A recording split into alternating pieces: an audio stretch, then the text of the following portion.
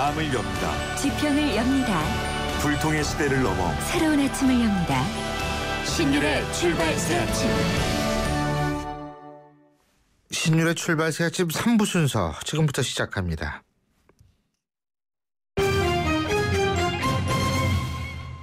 자, 오늘 3부 첫 번째 순서로 경제 뉴스부터 알아보겠습니다. 최요한 경제평론가 전화 연결되어 있습니다. 안녕하십니까? 예, 안녕하십니까. 최요한입니다. 예, 먼저 이 얘기부터 해보죠. 상장사 오너가의 미성년 자녀들이 보유한 주식 자산이 1조 원을 넘어섰다. 예. 예, 이걸 부러워해야 되나요? 기가 막혀 해야 되나요? 일단 현재 현황부터 얘기해보죠. 어제 재벌닷컴에 따르면요. 예. 지난달 말 종가 기준으로 1억 원 이상의 상장사 주식을 보유한 만 19세 이하, 그러니까 1995년 9월 30일 이후 출생자죠. 예. 미성년 주식 부자 모두 262명, 연초에 236명보다 26명 늘었고요.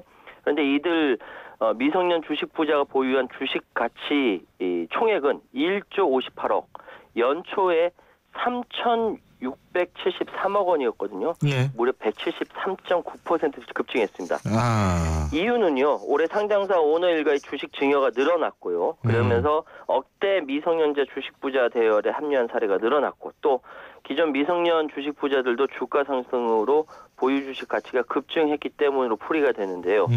올해 부모나 친족으로부터 주식을 넘겨받은 그 상장사 오너가의 미성년자 수 87명, 작년에 같은 기간 58명보다 29명 많고요.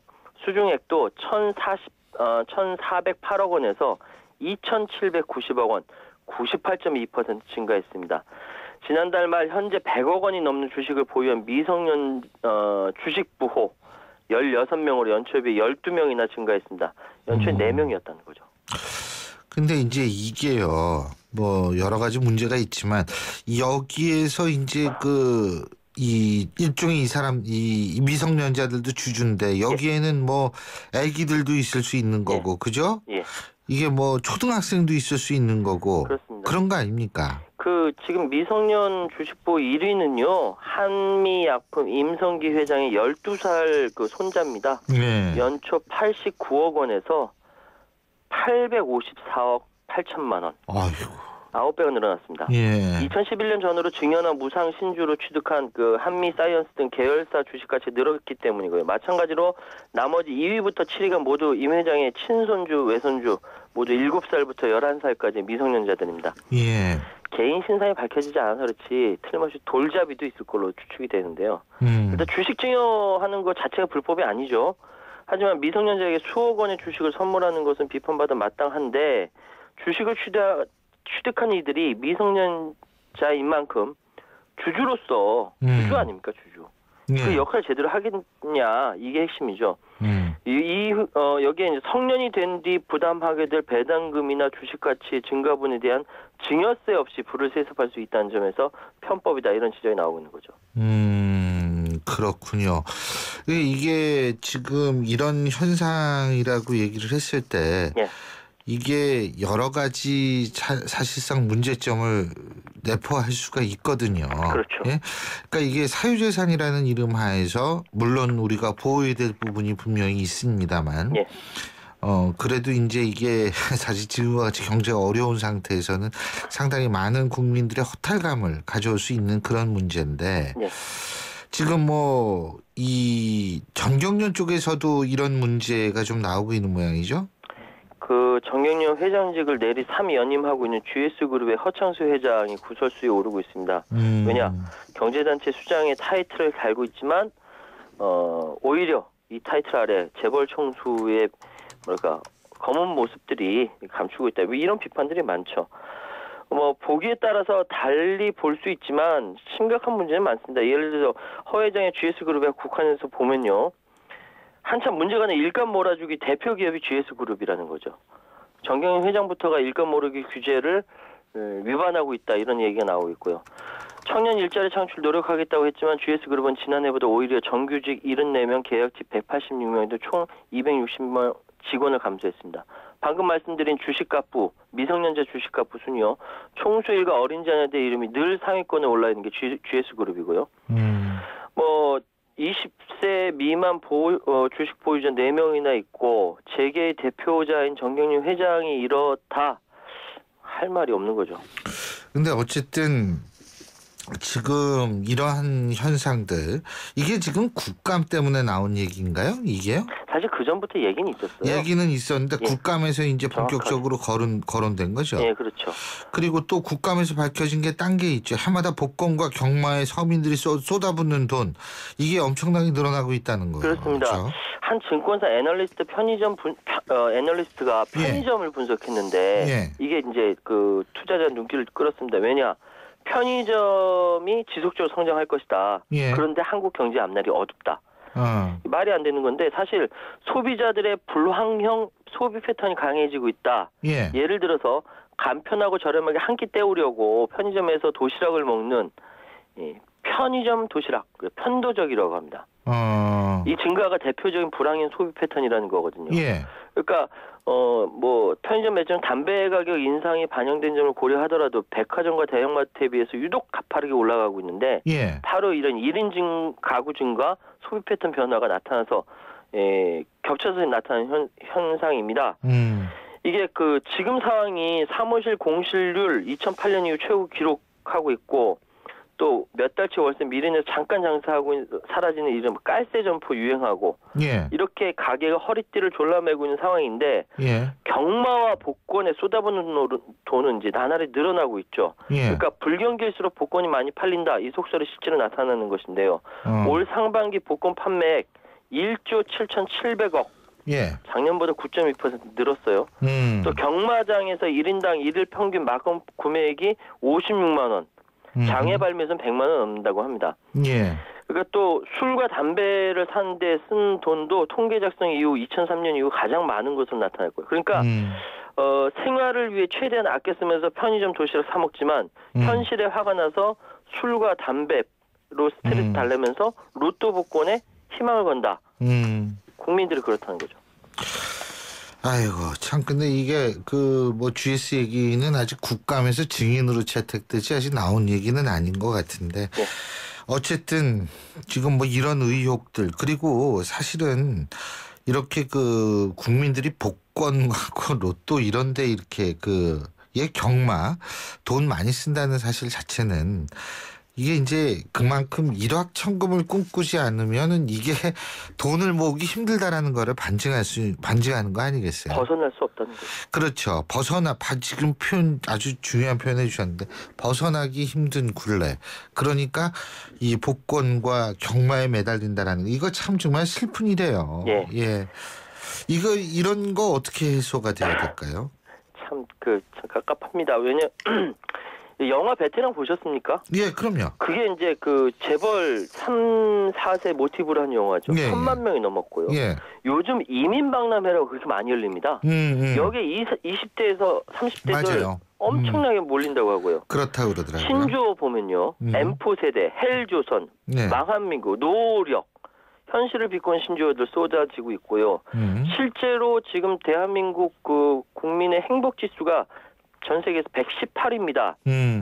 비슷한 국가로 이제 팔레스타인이 있습니다. 네. 같이 118이고요. 웰빙 지수라는 것도 있는데 우리나라 117인데 이라크가 102이고요. 남수단이 106입니다. 예. 이라크, 남수단 뭡니까? 전쟁 국가거든요. 예. 여기보다 더 어렵다는 거죠. 이제 느끼는 바, 사람들이 느끼는 바. 그런데 이런 풍자가 있죠. 청년들이 살기 힘들다 외치면 정상적인 사회라면 뭐가 힘드냐? 어떻게 고칠까? 이렇게 반응해야 되는데 예. 대한민국의 486 세대는 예. 내가 20대였을 때 말이야 이렇게 훈계하고 예. 그 윗세대는 야 북한 가라 이렇게 말한다. 청년 세대의 절규가 예. 통하지 않는다라는 거죠. 예. 뭐 여기에 대해서 여러 가지 뭐 이야기가 있습니다만은 저 더 워낙 많은 얘기니까 뭐라고 말씀드리기 어렵고요. 좀 소통 좀 하자, 대화 좀 하자. 좀 그 말씀밖에 못 드려요. 예. 근데 이게 소통 대화로 이게 사실 이게 구조의 문제라면 이거 예. 굉장히 좀 심각한데 그렇습니다. 어쨌든 이거 참 걱정입니다. 참고로 GS그룹 측은 일감 몰아주기 의혹 제기에 대해선 아는 바가 없다라는 입장을 밝히고 있다는 사실 말씀드립니다. 오늘 말씀 여기까지 듣죠. 고맙습니다. 예, 감사합니다. 예, 지금까지 최요한 경제평론가였습니다. 여러분의 아침을 함께합니다. 94.5MHz YTN 뉴스 FM 신율의 출발 새 아침.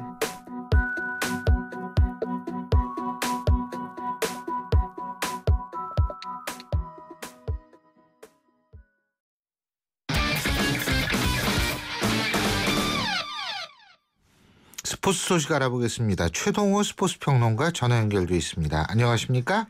예, 안녕하세요. 예, 이 프로야구가 이제 가을 이게 거의 끝난 거 아니에요? 그죠? 예, 그렇습니다. 포스트 시즌으로 이제 돌입을 하는 건데 예. 요새 야구 쪽에서는 그런 얘기가 있다며요. 기승전 삼성. 예, 그렇습니다.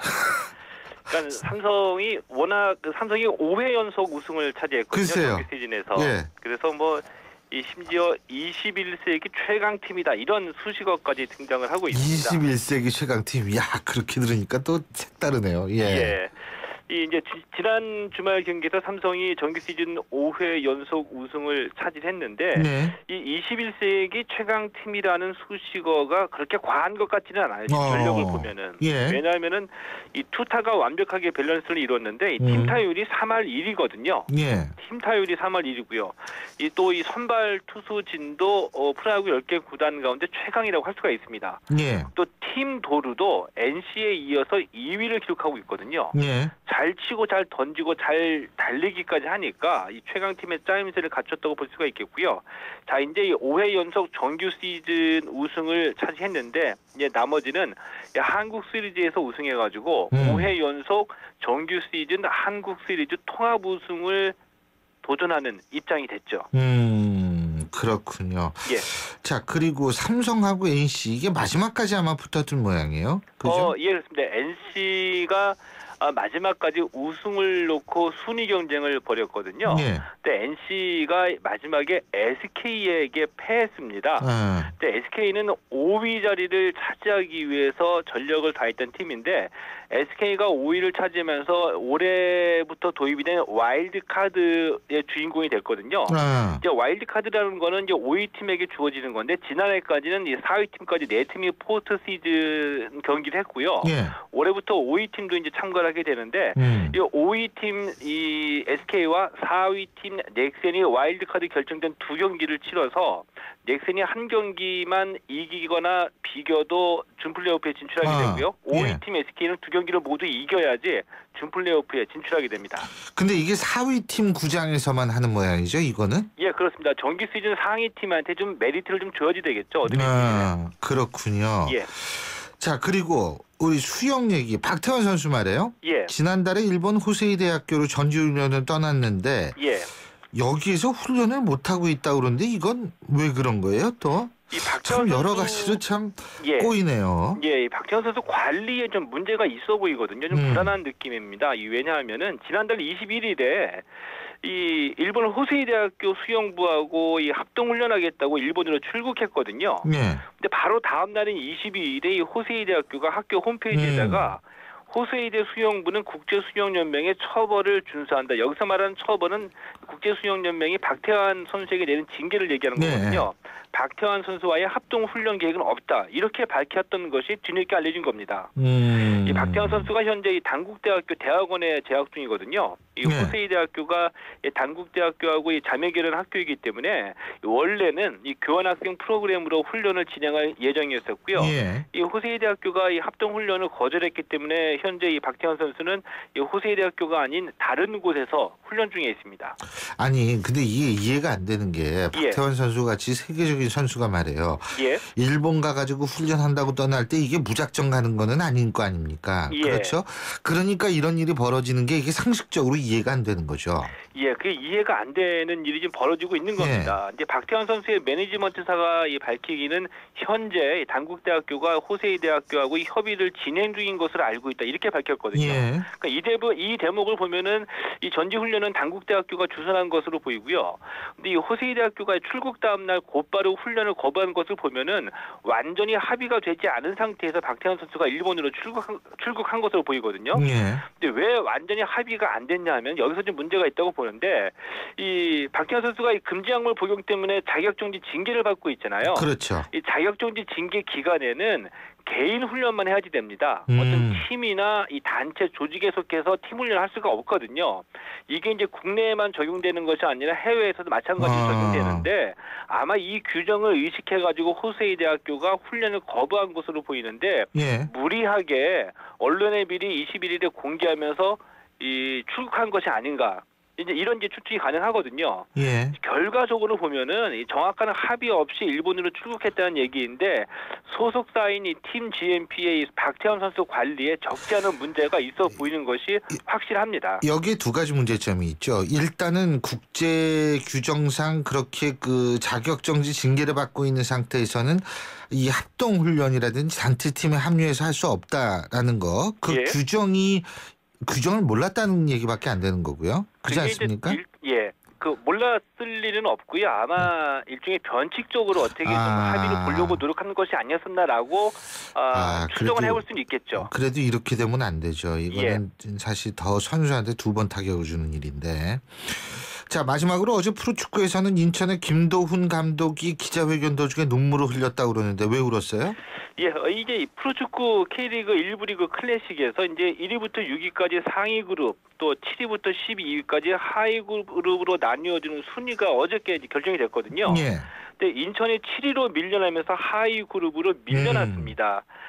근데 인천의 김도훈 감독이 기자회견 도중에 뜨거운 눈물을 흘렸거든요. 왜냐하면은 인천이 그동안 이 재정이 어려워가지고 이 선수들 월급이 체납되는 어려움을 겪고 있었습니다. 이런 악조건 속에서도 기대 이상의 선전을 하면서 상위 그룹 진출의 희망을 키워왔는데 마지막 경기에서 7위로 밀려난 것이 많이 아쉬워가지고 흘린 눈물이었었거든요. 이 뜨거운 눈물 흘렸다는 게 그만큼 간절했고 열심히 했다는 반증일 수도 있겠고요. 어려운 여건 속에서도 마지막까지 희망을 불살렸던 인천 유나이티드 선수들에게 좀 고생했다. 이런 좀 격려가 필요할 것 같습니다. 정말 인천 선수들 고생 많이 했네요. 예. 오늘 말씀 여기까지 듣죠. 고맙습니다. 예, 고맙습니다. 예, 지금까지 최동호 스포츠 평론가였습니다. 총서 개고만 외국죠. 고객님께 정말 감사드립니다.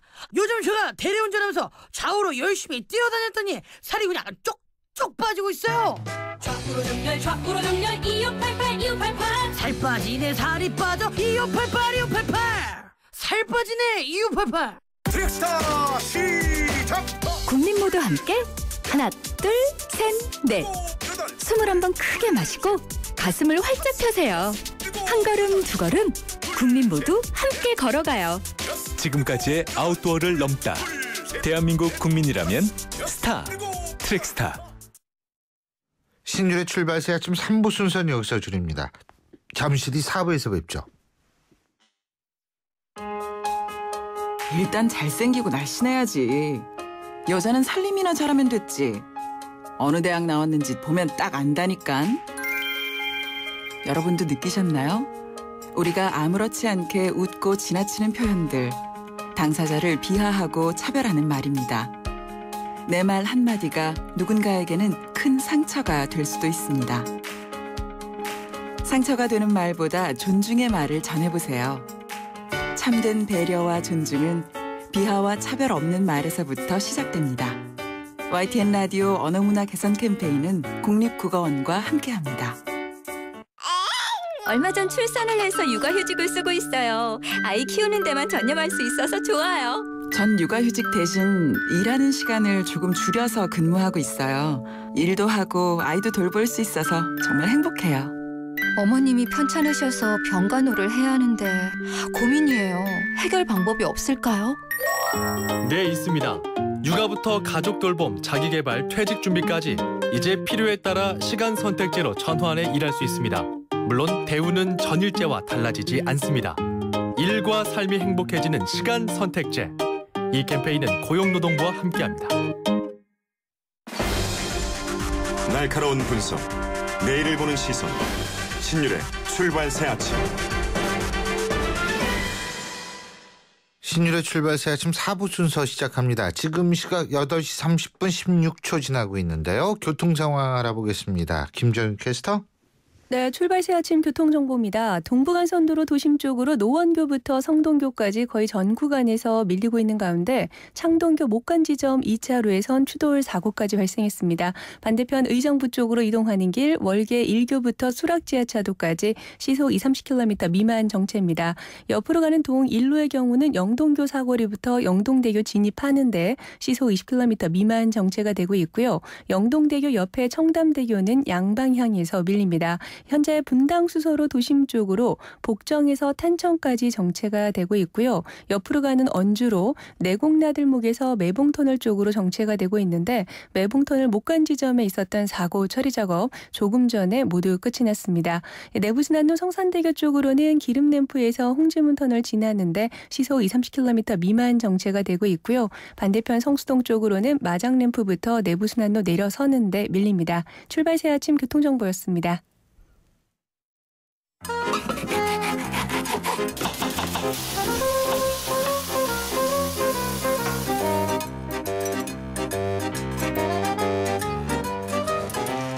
예, 언제나 이 음악이 나오면 여러분 요리가 생각나시죠? 정치 국방 식사 한번 합시다.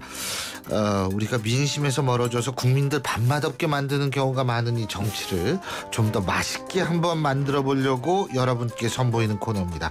정치 국방 식사 한번 합시다. 오늘도 정치 셰프 두 분 소개해드리겠습니다. 먼저 청와대 홍보기획비서관을 지내신 분이죠. 위덕대학교 이상희 부총장 나와 계십니다. 네, 어서 오십시오. 반갑습니다. 정치 셰프 이상희입니다. 자, 이 정치 셰프에 대해서 굉장히 애착을 갖고 계신 우리 이제 앞으로 이렇게 소개해드려야 될 것 같아요. 자, 중앙일보 기자 출신이시죠. 양지열 변호사 모셨습니다. 어서 오십시오. 네, 안녕하세요. 자, 추석 연 우리가 그러고 보니까 지난주에 얘기를 못했어요. 네, 못했습니다. 예, 추석 때문에 그랬는데 추석 지나고 나가지고 많은 일들이 있었습니다. 지금 이제 새누리당 오늘 아침에 최고위원회의도 있고 또 박근혜 대통령이 오늘 수석비서관 회의 주재하죠. 대통령 주재. 예, 여기서 이제 굉장히 주목해볼 말이 많은 것 같은데 일단은 이 총선 룰을 둘러싼 이 친박 대 비박의 갈등 어떻게 보십니까, 이 부총장님? 예, 이게 우리 속담에 이런 얘기했습니다. 더위 먹은 소가 달보고 헐떡인다 그런 얘기가 있죠. 이게 뭐냐면 그러니까 저는 굉장히 이게 다시 적어야겠어요. 더위 먹은 소가 달보고 헐떡인다. 예. 아, 이런 표현들이 참 이 뭐냐면은 유승민 사태에서 보듯이 이제 또 김무성 당대표와 같은 이런 사태를 두고 그러한 사태가 또 다시 재현되지 않겠느냐 이런 염려가 있고 그러한 분석들이 굉장히 많습니다. 그런데 뭐 달보고 헐떡이지는 않을 것 같아요. 왜냐 그러면 여러 가지 이제 사유가 있는데 일단 그 김무성 당대표가 여기 이제 특별기구에 대한 부분도 이야기했고 또 어제부터 좀 워딩이 좀 달라지고 있습니다. 정당 민주주의를 위해서 공천권을 내려놓는 그 원칙만 있다라고 지금 이야기를 하고 있거든요. 예. 전략 공천은 없다 그러지만은 오늘 또 우선 추천이라는 우선 추천 그 공천이라는 그런 얘기가 좀 나오고 있는 상황이기 때문에 그 부분은 아주 당원 당규를 잘 만들었어요. 이게 뭐 있으면 어떻게 빠져나갈 그런 것들이 항상 정치는요 빠져나갈 구멍이 항상 있습니다. 그렇게 만들기가 쉬운 게 아니에요. 그러니까 머리 좋은 분들이 다 가시고 계시는 거 아니겠습니까? 그래서 뭔가 협상할 수 있는 그런 여지들은 굉장히 많이 보이고 있다. 그렇기 때문에 뭐 유승민 전 의원의 사태와 같은 사태는 또 재현될 가능성이 좀 약하지 않나 그렇게 보고 있습니다. 어떻게 보세요, 우리 양 변호사님? 아니 저는 그 이제 말씀하신 거 조문 같은 거 찾아낸 거 보고 야 여기 계신 분들을 정말 변호사나 이제 법조인들 하셔도 충분하신 분들이 저기 계시구나. 그러니까 저희가 사건 같은 걸 할 때 과연 이 상황에서 가장 맞는 게 뭔가를 찾아내는데 굉장히 힘들거든요. 근데 이거 그런 거 찾아내시는 능력을 보니까 율사 출신들이 굳이 있을 필요가 없구나. 가서 뭐 법을 만드신 분들 뭐가 다르구나 하는 걸 느꼈죠. 아, 굉장히 그 존경의 염을 이게요. 아주 간단하고 쉽게 이야기하자 그러면 유승민 의원과 같은 사태가 생기려 그러면 김무성 당대표 사태가 돼야 이런 얘기가 되지 않겠습니까? 그래서 당대표 사태라는 것이 자진 사태가든지 아니면은 이니전 전당대회를 통해서 사퇴하든지 해야 되는데 맞습니다. 이런 부분이 현실적으로 굉장히 어렵다는 거죠. 뭐 전당대회 한다 그러면 최고위원들이 사퇴를 해야만이 상당수가 사퇴해야만 전당대회가 이루어질 수 있는데 지금 그에 대한 명분 자체가 아직까지는 좀 약하지 않느냐라는. 그리고요. 또 한 가지는 뭐냐면 김무성 대표의 휴대폰 문자 유출, 메시지 노출된 거. 노출이에요, 유출이에요? 어떻게 보십니까? 노출 반 유출 반이겠죠. 노출 반 유출 반 어떻게 보십니까? 저는 제품이 그게 최신형 제품이시더라고요. 이번에 나온 지 몇 개월 안 된 거예요. 화면이 유난히 크고 맑고 선명한 제품으로 바꾸셨는데. 그 맑고 선명 L자 들어가는 제품입니까? 아니요. S자 들어가는 S사, 건데요. 옆에 이렇게 S사. 각도 살짝 잡혀 있어가지고요. S4이 6군요. 5. 예, 5. S6까지는 아직 안 나왔기 때문에. 그래서 굳이 저 제품을 가지고 지난번에 수첩은 사실 조금 이렇게 화면바를 좀 덜 받는 느낌이 있었는데 확실히 좋은 제품을 밝히니까 좋더라고요. 그리고 화면 밝기 조정해가지고 확 키우면 돼요, 화면. 그 위치도 그렇습니다. 당대표 앉는 그 국회 내 위치가 바로 뒤에 사진 기자들이 가장 근접한 자리에 앉거든요. 그렇기 때문에 이게 이제 뭐 실수라기보다는 어느 정도 의도한 부분이 있다라는 쪽으로 많이 기울기 그게 왜 그러느냐. 되죠. 그 내용을 지금 부총장님께서 그 말씀하셨는데 내용을 보면 이런 거예요. 이 공천권을 국민에게 반납할지 일부 세력이 행사할지에 대한 투쟁이 시작됐다. 멋있어요. 근데 어쨌든 이거를 한 거는 그 김모 씨 다선 캠프에 김모 씨가 이제 이걸 보냈다고 하는데 MB 캠프 때 계셨다 그러는데 이번 아주 표현이 멋있는데 문제는 이게 경우에 따라 가지고 이게 자꾸 싸움을 부추긴다라는 그런. 이게 이 메시지가요 상당히 중요한 의미를 지니고 있는데 그분이 제가 생각하는 그분이 맞다 그러면은 충분히 이 정도 생각할 수 있는 여력이 됩니다. 뭐냐면은 전략과 전술이 그대로 들어가 있습니다.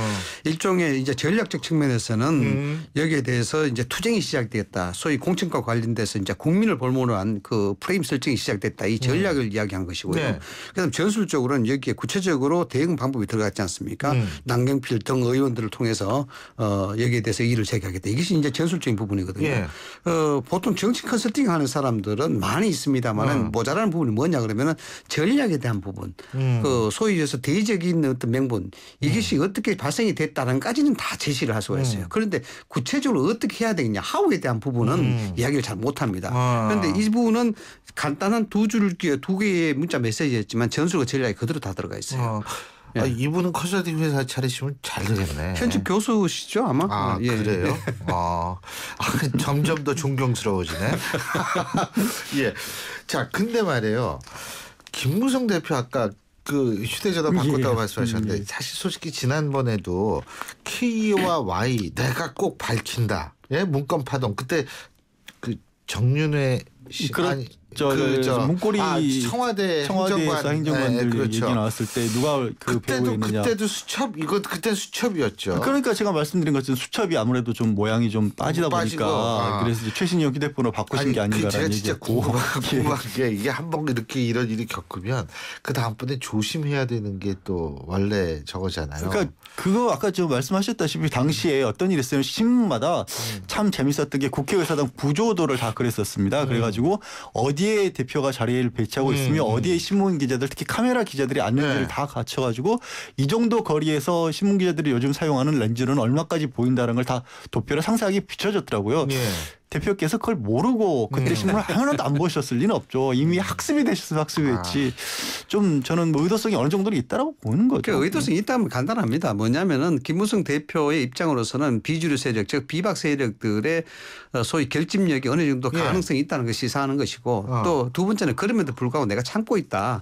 이런 부분은 청와대라든가 친박 쪽에 보이기 위한 그런 의도도 분명히 있다. 그럴 수밖에 없는 거가 이번이 세 번째라고도 흔히 얘기를 하지 않습니까? 북경에서 이제 개헌론이 나왔을 때부터. 자꾸 유약한 모습으로 비춰줄 수 있다. 그러니까 이게 한 번 찔러보고 두 번 찔러보고 계속 뒤로 주춤주춤하네 하면 자칫 잘못하면 김무성 대표를 지지하는 분들조차도 못 믿겠다라는 생각을 할 수가 있기 때문에 이때쯤에는 정면 충돌이 아니더라도 뭔가를 보여주긴 보여줘야 되는 시점이었거든요. 어쩔 수 없이. 네. 자, 그래서 이제 노회찬 전 대표께서도 김무성 대표를 지난주 금요일에 저희 방송에서 휘어지는 스타일이다. 이런 강남 스타일이 아니라 휘어지는 스타일이다. 이런 표현을 하셨는데. 자, 우리 정치 국방이니까 두 분의 정치 셰프께서 지금 김무성 대표가 먹어야 될 음식 어떤 건지 추천해 주시죠. 우리 이상희 부총장님. 약밥입니다. 약밥. 이 찹쌀 고두밥에 맛있지 않습니까? 맛있죠? 찹쌀 고두밥에 대추, 밤, 잣 뭐 이런 걸 넣고 이제 그 푹 찐 다음에 여기서 이제 간장하고 꿀, 뭐 기름 이런 걸 넣어서 만드는 그런 약밥이죠. 약밥 싫어하시는 분 아마 없을 겁니다. 그런 이 약밥을 왜 드시냐 그러면은 두 가지입니다.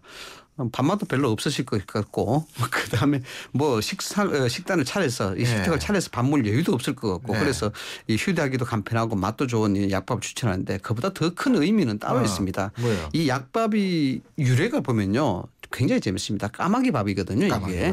그런데 지금 김무성 당대표한테는 까마귀 밥이에요, 유래가? 그렇죠. 이제 말씀을 드리자는 부분인데 김무성 당대표한테는 지금 문제가 뭐냐면 까마귀가 필요하다라는 겁니다. 그 고려 후기 일현대사 아시죠? 그 성녀 일현대사 상국유사 시으시면 그 상국유사에도 이 까마 약밥에 대해서 이야기 나와 있습니다. 이 유래가 간단한데 신라 시대 때 소지왕이 이 경주 남산을 이제 행차를 갑니다. 소지왕이 남산으로 말을 타고 행차를 가는데 어디선가 까마귀 한 마리가 날아옵니다. 까마귀 한 마리가 날아와서 소지왕께 이야기를 합니다. 말을 했는지 날개짓을 했는지 분명치 않습니다만 곧 암살당할 위기가 있다. 당신한테 곧 위기가 있으니까 이러이러한 사람을 처치를 하라. 이런 식으로 사인을 줍니다. 그래서 소지왕이 까마귀의 그 사인을 듣고 암살에 가담한 사람들을 활로 다 쏴 죽입니다. 그래서 목숨을 끊진다 그러죠. 그래서 소지왕이 까마귀가 너무너무 고마워서 그때부터 매월 음력 15일 음력 정월 보름 날에는 이 약밥을 만들어서 까마귀한테 제사를 지내는 이 유래가 있습니다. 자, 김무성 대표한테 지금 중요한 게 뭐 까마귀가 필요한 것이죠. 누가 이 현명한 얘기를 해줄 수 있는 것인가. 이 참모들이 문자 메시지가 뭐 걸리고 이랬습니다만 같은 사람은 누가 이제 이 사람이 까마귀가 될지 아니면 또 까마귀가 아니가 될지 그렇죠. 모르지만 현명한 판단이 무엇보다 필요할 때가 아닌가라는 생각에서 약밥을 드시면서 여유를 가지시기도 좋고 식욕을 해서 원기를 가지시기도 좋지만은 무엇보다 중요한 것은 현명한 지혜가 지금 필요하다. 지금 부총장님께서 까마귀 얘기를 했는데 우리나라에서 까마귀가 흉조잖아요. 길조죠 사실. 근데 유럽에서는 까마귀가 길조예요. 그리고 우리나라에선 까치가 길조 아닙니까? 그렇죠. 근데 사실은 까치가 흉조는 아닌데 까치를 별로 유럽에선 반기질 않아요. 그 차이가 갑자기 그 생각이 나는데 우리 양지열 변호사님은? 저는 동파육을 생각을 해봤습니다. 동파육이 뭐죠? 동파육이 그 삼겹살찜, 그러니까 중국식 보쌈 비슷한 건데요. 삼겹살, 오겹살. 저는 중국집에 가면 탕수육만 먹어. 제일 비싼 게 탕수육이라서 탕수육만 먹어. 이건 몰랐어요. 나 이게 동파육은 그래도 비교적 흔한 편이라서요. 죄송합니다. 그 오겹살이나 삼겹살을 그 물에 오래 졸여가지고 약간 그 굴소스 같은 거 끼얹어서 청경채랑 같이 먹는 음식인데 그 송나라 때 문인이요. 또 소식 소동파. 소동파가 이 음식을 만들었다고 합니다. 그래서 동파육인데 소동파가 관리 생활을 하면서 이 동파육을 만들어서 백성들에게 나눠줬고 백성들이 소동파의 어떤 업적을 칭송하면서 이 고기를 나눠 먹었고 유명해졌다는 건데 문제는 이 얘기를 듣고 소동파를 반대하는 사람들이 그 지방에 가서 무슨 얘기를 하냐면 이게 동파육이란 거구나라고 해서 임금한테 가서 어떤 얘기를 하냐. 소동파가 얼마나 학정을 일삼는지 그 마을에 사는 사람들이 이 돼지고기를 먹으면서 이건 동파의 고기다라면서 썰어서 먹고 있더라. 그러니까 이 같은 이름을 가지고 정반대로 해버린 겁니다. 그러니까 여론을 조작했던 거죠. 이름을 가지고. 그래서 이번에 사실은 여론조사를 놓고 이렇게 다투고 있는데 청와대와 방법에 대해서 과연 김무성 대표가 됐든 박근혜 대통령께서 됐든지 간에 과연 국민들의 민심을 어떻게 반영하는 것, 누구의 목소리를 제대로 들을지 좀 생각해 보라는 의미에서 저는 동파육을 권하고 싶고요. 한 가지가 의미가 더 있는데 이 동파육이 드셔보시면 안 드셔보셨다 하니까 비계가 이 동파육의 특징은 비계가 물렁물렁가지고 탄성을 가지고 있습니다. 찔린 듯 싶지만 절대 쉽게 들어가지 않는 게 또 동파육의 비계거든요. 그래서 김무성 대표가 이번에 물러서지 않으시려면 이 동파육의 비계 맛을 본인이 가지셔야 됩니다. 오늘 드셔야 되겠네요. 동파육이 일반 중국집에 있는지 많이 있습니다. 많이 있습니다. 탕수육밖에 모르시니까. 탕수육밖에 몰라가지고 아니 어렸을 적의 기억이 무서운 거예요. 그러니까 이게 습관이 된 거지. 중국집에 가서 뭘 좀 먹어야 되다 탕수육을 먹는 거. 농촌 출신들이 대부분 탕수육. 다음에 제가 탕수육으로 뭔가 준비해 오겠습니다. 앞으로 제가 시정하도록 하겠습니다. 근데 지금 양 변호사님이 말씀하신 것처럼 국민에게 공천권을 돌려드린다. 이 얘기가 이제 모토였었는데 저는 개인적으로는 뭐냐면 제가 뭐 전략이 좀 부족하고 이런 건 있습니다만 뭐냐면 이게 사실 추세는 맞아요. 이 얘기가. 참여의 확대 쪽으로 가는 추세는 맞는 얘기인데 근데 제가 아까 홍문종 의원하고 이제 인터뷰를 했는데 여기에 대해서는 반대하는 사람이 아무도 없어요. 친박 비박. 그렇죠. 그런데 중요한 거는 결국은 그러니까 명분면에 있어서는 사실은 이걸 어떻게 할 수는 없는 거를 표현한 거 아니겠어요, 사실은? 정치권이 가장 무섭게 여기는 게 국민이고 가장 만만하게 여기는 게 국민입니다. 그렇지 않습니까? 목이 메었어. 아니 너무 멋있는 말만 하신다 오늘. 그렇지 않습니까? 예. 그래서 어떤 일이 생기게 되면 항상 국민을 이용하는 게 이 정치권의 습성이죠. 예. 그래서 이 국민 공천제도 거의 다름 아니다. 지금 보면은 정치적 정파적 대립만 이제 국민은 없지 않습니까? 그렇죠. 이게 뭐냐 그러면 좀 더 세부적으로 들어가게 되면은 지금 진영 간 대립이 치열합니다. 진영 간 대립이 치열하다는 것은 국민 공천권이냐 아니냐에 두고 보고 있지만 사실상 내 편 가르기 아니겠습니까? 그렇죠. 내 편에 대해서 공천을 더 많이 주겠다는 그런 사람이라고 봐야 됩니다. 그럼 여기에 사실 지금 현재쯤에 그 정치적 개혁이라는 게 결국 사람을 어떻게 바꾸냐에 대한 문제인데 여기 사람 바꾸는 문제는 새로운 그러니까 자기 편 사람보다는 자기 편으로 바꾸겠다는 거죠. 여기에 대해서 진영한 사람이기 때문에 사실 국민은 없어진 거죠. 쉽게 더 말씀을 드리자 그러면 신진들 소위 말해서 정치 지망생들이 들어갈 수 있는 길은 굉장히 협소해질 수밖에 없는 그런 상황이죠. 진영 간 싸움이 더 고착화 되기 시작하면 결국 내 편이 이기냐 남의 편이 이기냐 이게 아니겠습니까? 그렇기 때문에 이 부분은 정치가 우리가 전에 한번 이야기했습니다만 연꽃이 정치권에 피는 꽃이라고 이야기했는데 구정무 속에 피는 꽃이기 때문에 그만큼 또 아름답다고 이야기합니다만 결국 국민을 상당히 좀 기만하는 듯한 그런 모습도 지금 현재 가장 적나라하게 보여주고 있지 않느냐 저는 그렇게 봅니다. 예. 저는 사실 오픈 프라이머리냐 100% 국민 공천제냐라는 얘기 나오는데 그러면 오픈 프라이머리를 하고 있는 예를 들어 미국 같은 경우에는 정당의 입김이 전혀 없어질까요? 그건 아니지 않습니까? 근데 사실. 참고적으로 오픈 프라이머리 미국에서 전체 주가 다 하는 게 아니고 한 20개 주, 그렇죠. 50개 중에 한 20개 주. 그곳에서 하더라도 제가 알기에는 충분히 정당은 제 기능을 하고 있고 후보 선출에도 막강한 영향력을 발휘하고 있고 후보가 당선하도 결국 정당이 필요하거든요. 오픈 프라이머리 한다고 모든 게 다 그냥 완전히 100% 국민들만 하는 건 아니거든요. 그게 뭐 옳고 그르고를 떠나서 그래서 어떻게 보면 다소 과장된 측면도 조금 있고 막상 우리 이제 국방이니까 밥 먹을 사람들은 메뉴 고르는 방법을 가지고 지금 따지는 건데 왜 식당에서 자기들끼리 싸우는지 모르겠다는 생각이 드는 거죠. 식당에서. 근데 식당에서 자기들끼리 싸우는 쪽이 또 있어요. 새정치민주연합도 그런데. 예? 새정치민주연합 그 선출직 평가위원장. 이게 또 아주 그냥 왜냐하면은 이게 무서운 자리 아니에요. 무서운 자리죠. 쉽게 얘기하면 채점하는 자리인데 간단히 얘기하면 국회의원들 시험 쫙 보게 하고 채점하는 자리인데 그렇죠.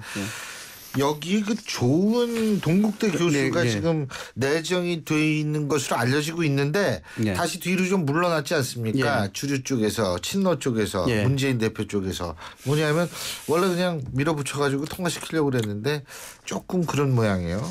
어떻게 보십니까? 이제 뭐 내정이 된 상태인지 뭐 자세히는 모르겠습니다만 좋은 동국대 교수 같은 경우에 소신이 뚜렷한 분이죠. 사회학자 아니시겠습니까? 최근에 발간된 책, 출판한 책이 사당동 더하기 25라는 책인데 그 책을 보면은 서민들 그리고 빈민족 뭐 이런 쪽에 사는 사람들의 삶의 애환 그 질곡을 많이 다뤄놨거든요. 그 부분에서 사회학자로서의 가질 수 있는 자제 이런 것들은 굉장히 훌륭하다 봅니다. 그러나 학자로서의 존경과 정치권에 들어갔을 때에 대한 부분은 평가가 좀 달라야 되겠죠. 정치권이 왜 존경을 못 받냐 그러면 학자들이 들어가게 되면은 학자는 학자로서의 입장이 있는 것이거든요. 그런데 그 정치권에 들어가면 그 학자적 소위 그 주관을 가지고 그대로 이제 적용하려고 하기 때문에 그런 것입니다. 특히 이제 공천이라는 것은 여러 가지 상황을 다 봐야 되는 것이죠. 자기가 가지고 있는 학자적 그 생각, 학문적 그 생각을 내려놓고 여러 가지 통합적인 부분이라든가 크게 넓게 보고 공천을 해야 되는데 특히 이제 한명숙 체제에서 이 공심위원을 외부 공심위원을 활동하셨던 분들이니까 여기 비노조 측에서는 결국 편중된 공천 방식이 되지 않겠느냐라는 부분이 있어서 상당히 갈등을 유발시킬 수 있는 소지는 많이 담고 있다라고 봐야 됩니다. 양 변호사님. 저는 다른 것보다도요. 뭐 이번에 어떤 출신이나 이런 것들은 뭐 본인이 뭐 지금 2012년도에 문제를 지적하셨지만 그때 당시에도 친노든 비노든 안 가리셨다고 본인이 밝히고 계시니까 그렇다 치고 이게 객관화하기 어려운 것들을 항상 객관화하다 보면 거기서 문제가 생기는 것 같아요. 점수를 매긴다라고 하는 게 정치인들이 20%를 하위를 한다? 그거를 뭐 지역구 활동 이런 것들을 그냥 점수 우리 교수님께서 더 잘 아시잖아요. 너무 편수만 가지고 하게 되면 어떤 문제점들이 문제점을 항상 얘기를 하죠. 제가 전공이 철학과인데요. 철학과 교수님들이 요즘 제일 돌아가시는 게 정말 힘들다고 하시는 게 아니 일반 이공계는 실험실에서 실험 기구를 돌리면 논문 데이터가 항상 나오는데 철학과 교수가 어떻게 논문을 몇 편씩 써냈느냐. 참고적으로 예. 뭐 페이지 수 가지고 얘기해서 뭐합니다만 이공계 쪽 논문은 페이지가 그렇게 길지가 않는데 이 우리 인문사회계통은 최소한도 글자 크기 10으로 해가지고 20페이지 정도는 되거든요. 그러니까요. 그러니까 네? 이공계를 제가 배제하자는 게 아니라 그렇게 어떻게 보면 객관적으로 참고적으로 줄 간격은 160입니다. 예. 예, 그 부분을 어떻게 극복하실지를 고민을 해주셨으면 좋겠다라는 생각이 드는 거죠. 그거 아주 정확한 말씀이세요. 이게 편수 가지고 따지다 보니까 이게 참 그런데 자 어쨌든 뭐 누가 될지는 모르겠습니다만 좋은 교수가 될 가능성이 높다라고는 얘기를 합니다만 이분이 좀 잡숴야 될 음식은 어떤 게 있을까요? 그래서 중요하죠. 네. 예. 만약에 좋은 교수가 정말 그 평가위원장이 되신다 그러면 저는 봄 참나물 무침을 꼭 드시라고 말씀드릴 수 있습니다. 봄 참나물 지금 가을이지만은 봄의 의미를 새길 필요가 있다. 그 참나물 무침이라는 부분도 저염식이거든요. 혹시 봄 참나물 무침 먹지 말라는 거 아닙니까? 지금 가을인데 봄 거를 요즘 그 온실이 워낙 잘 돼 있기 때문에 비닐하우스 제품에는 봄 참나물 나옵니다. 그래서 가을에도 이제 봄 참나물 먹을 수 있는데 봄이라는 의미가 동토의 땅을 깨고 새살이 나오는 거 아니겠습니까? 그 공치라는 게 바로 그런 것이죠. 얼었던 땅을 깨고 새롭게 새살이 나고 온 들과 들판을 푸르게 만드는 그것이 공천에 대한 가장 기본적인 모태 아니겠습니까? 이런 측면에서 봄 참나물 무침을 먹어야 되는 것이고 이제 새롭게 저염식이라는 것이 뭐냐 그러면은 지금 고기 먹고 맛나는 음식 먹을 때가 아니라는 것이죠. 거기에 식욕의 유혹에 빠지면 공천이 안 된다는 겁니다. 그런데 유혹에 빠지지 말고 정말 수도승과 같은 참나물 음식을 먹어야 된다. 봄의 의미 그런 것인데 이게 사실상 이제 가진 양념이 다 들어갑니다. 이게 의미가 따져보면은 끓는 물에 참나물을 넣고 소금 한 스푼 넣어서 이제 푹 끓입니다. 이게 뭐냐 어깨 힘 빼라는 것이죠. 그죠? 뻣뻣한 어떤 줄기에 푹 끓는 거죠. 그다음 찬물에 샤워시킨 다음에 이제 물기를 빼고 먹기 좋게 자릅니다. 이게 정신 차리고 공정하게 룰을 만들어라는 것이죠. 여기 이제 진실이라는 된장하고 통합이라는 짬깨 참기름 넣고 정성을 들여서 조물조물 이제 무치면은 새로운 봄의 맛으로 새정치가 새롭게 봄의 정당으로 태어난다. 이런 거 아니겠습니까? 지금 해석이 너무 좋네. 가슴이 막 미어져. 근데요, 이제는 이상희 부총장이 아니라 우리 이종원으로 이게 이름을 바꾸셔야 될 것 같아요. 네? 슈가보이 백종원 씨 있지 않습니까? 네, 이종원으로 바꿔야 되는 거 아닌가 이런 생각도 듭니다. 우리 양 변호사님은 저 중국 음식 하나 또 추천을 해드려야 되는데 샤오롱바오라고 들어보셨죠? 샤오롱바오. 예, 그러니까 한문으로 우리 한문으로 아까 그 메뉴 이름 벌써 잊어먹었다. 동파요. 그것도 모르는 사람이 이걸 어떻게 알아요? 이게 한문으로 이제 소룡포라고 쓰는데요. 다른 것보다도 약간 물주머니 만두인데 얇은 피로 됐고 안에 국물을 담고 있는 주머니 물주머니 비슷한 만두입니다. 그래서 이거는 굉장히 안에 국물이 뜨거워서 먹을 때 국자에 미리 올려놓고 찢어서 국물을 먼저 먹은 다음에 먹을만 하구나 하고 했을 때 자기 입맛에 맞춰서 소스를 찍어서 먹어야 되는 건데요. 당연히 짐작하시겠지만 그만큼 조심하셔서 먹어야 될 음식이기 때문에 이 샤오롱바오를 먹듯이 이 공천권 행사할 때 조심하셨으면 하는 그런 생각입니다. 예. 오늘 이제 이 누가 맡을지 모르겠지만 이분 이거 우리 방송 꼭 들었어야 되는데 이거. 예. 그러니까 점심에는 그 봄나물 무침을 먹고 저녁 때는 샤오롱보 요거를 잡수시면은 좋을 것 같다는 생각이 드네요. 오늘 말씀 두 분 말씀 여기까지 듣죠. 고맙습니다. 감사합니다. 예, 지금까지 위덕대학교 이상휘 부총장 그리고 양지열 변호사 두 분과 함께했습니다. 인터넷을 누른다. 검색창에 지역과 업종을 입력한다. 홈페이지 하단을 드래그한다. 전화번호를 발견한다. 전화를 건다. 복잡해. 지역번호와 114를 누르세요. 114 번호만 누르면 검색보다 쉽다, 빠르다. 지역번호 누르고 114. 신율의 출발 새 아침 월요일 순서는 여기서 줄이겠습니다. 자, 이번 한 주 지난 한 주보다 훨씬 좋고 훨씬 행복이 가득한 한 주가 될 것을 저는 확신합니다. 자, 오늘도 힘찬 하루 되시고요. 전 내일 아침 7시 15분에 다시 오겠습니다. 신율이었습니다. 고맙습니다.